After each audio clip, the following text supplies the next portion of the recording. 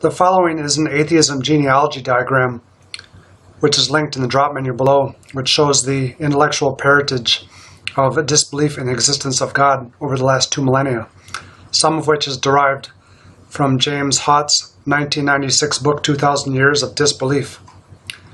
The numbers shown below certain names, for example, HD40, referring to the person's Hott disbeliever ranking, chronologically speaking. Nietzsche, for example, being the 40th ranked disbeliever of the last 2,000 years. The school most accused of atheism, in the words of Francis Bacon, were the Greek atomic theorists, who, starting from the works of Heraclitus, who supposed that the universe, that is the all, is made neither of gods nor of men, but ever has been and ever will be an eternal living fire, kindled and extinguished in destined measure, which launched the nature abhors a vacuum debate, which in turn gave birth to the supposition by Leucippus that all that exists in the universe are atoms and voids. This in turn gave rise to Epicurean materialism, which is the ideology that gods do not exist, but that atoms and void exist, and is largely a pleasure principle-seeking methodology. In the 17th and 18th century, the French Enlightenment began to accrue, as found in the works of Charles Montesquieu, Jean Mesler, Voltaire, and Denis Diderot. Montesquieu in particular pointing out in his 1748 The Spirit of the Law is that governments need to be fitted to the climate of the land. Hot climates, for example, need to be governed by a hot type of government. This logic, in turn, based on Newtonian mechanics, found its way into the Princeton Social Physics School, and therein into the mind of the 4th American president, James Madison, the father of the Constitution, who based the separation of powers on the mechanics outlined by Montesquieu, the logic of which was absorbed into the mind of the 2nd and 3rd American presidents, John Adams and Thomas Jefferson. Jefferson, in particular, being a mixture of the work of Epicurus and Epicurean materialism and the atheism of David Hume. In the 18th century, German atheism became the dominant branch of godlessness. Goethe, the chief trainer of the Assassins of God, found his intellectual parentage in the Dutch atheism of Benedict Spinoza and the English atheism of Shakespeare. Goethe, in his 1809 Elective Affinities, asserted that the 6th commandment of the Bible was invalid in that it was not in accordance with physical chemistry, such that if sodium was put in contact with water, oxygen would have no choice but to debond from hydrogen and bond with sodium. Therein the basis of moral theory founded on the theory of individual choice rather than system choice is defunct. Goethe in turn trained German philosopher Arthur Schopenhauer at the age of 18 in this methodology. Schopenhauer in turn became the educator of Friedrich Nietzsche, who in 1882 asserted that God was dead in the mind of the German culture. In 1841, Ludwig Feuerbach penned his The Essence of Christianity, wherein he argued that Christianity has wrongfully projected and displaced elements of the human mind into non-existent supernatural realms.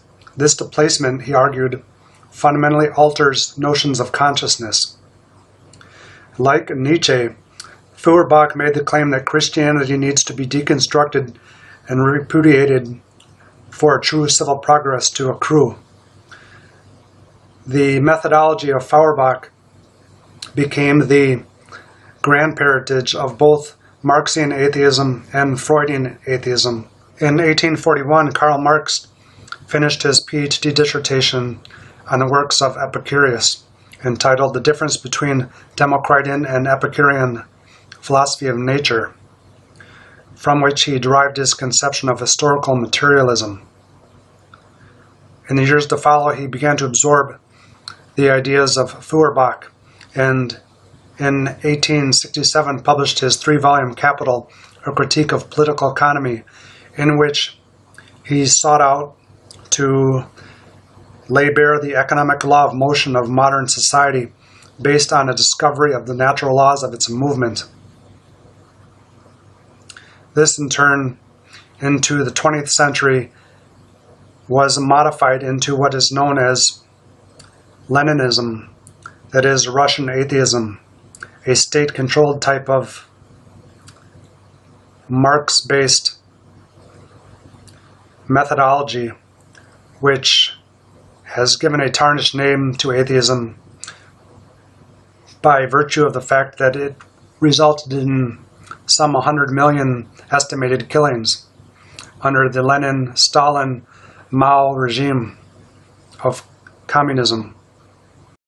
Going into the latter half of the 19th century, Freud began to absorb the work of Epicurus on atomic theory, Feuerbach on the need for Christianity deconstruction for civilization to progress, and the mental, chemical-based psychological drive theories from Goethe and Schopenhauer to formulate what has been since labeled as Freudian atheism.